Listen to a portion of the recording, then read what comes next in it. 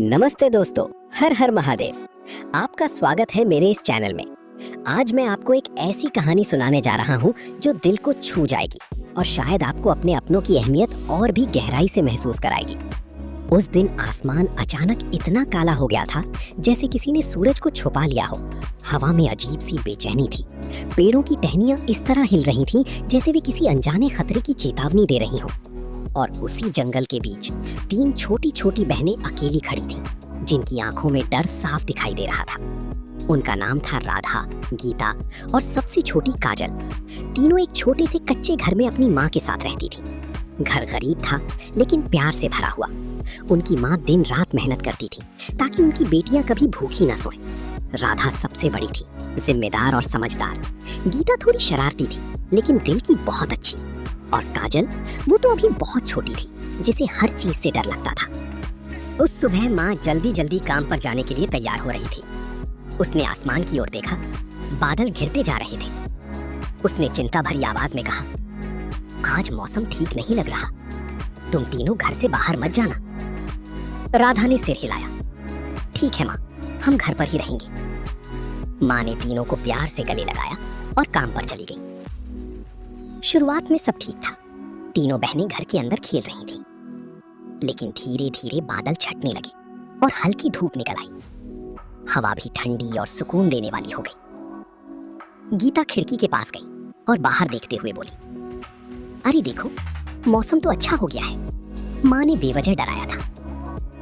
काजल ने धीरे से कहा, लेकिन माँ ने मना किया था ना। गीता हंस पड़ी।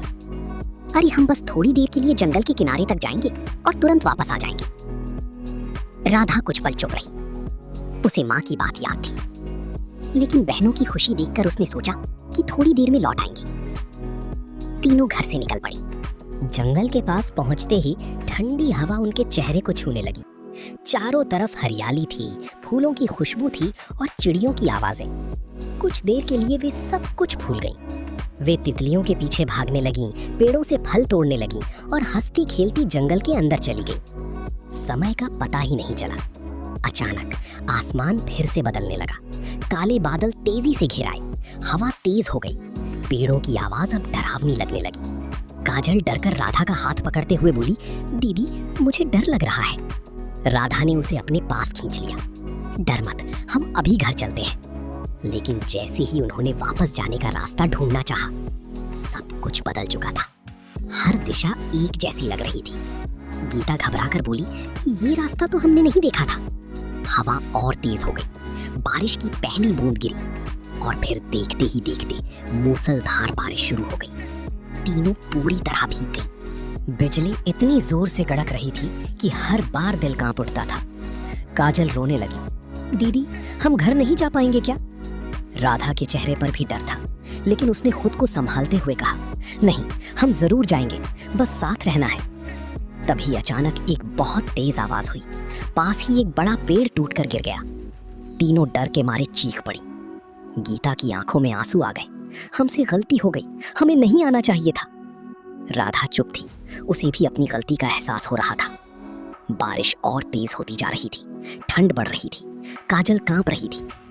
राधा ने उसे अपनी गोद में ले लिया और उसे अपने शरीर से ढकने की कोशिश करने लगी। तू ठीक है ना? कुछ नहीं होगा। उसकी आवाज कांप रही थी। उसी वक्त गीता की नजर दूर पड़ी एक हल्की सी रोशनी पर गई। दीदी, वो देखो, शायद कोई जगह है। बाहर तूफान चल रहा था, लेकिन उसने एक पल भी नहीं सोचा। वो तुरंत जंगल की ओर दौड़ पड़ी। बारिश उसे भिगो रही थी, हवा उसे धक्का दे रही थी, लेकिन माँ रुकने वाली नहीं थी।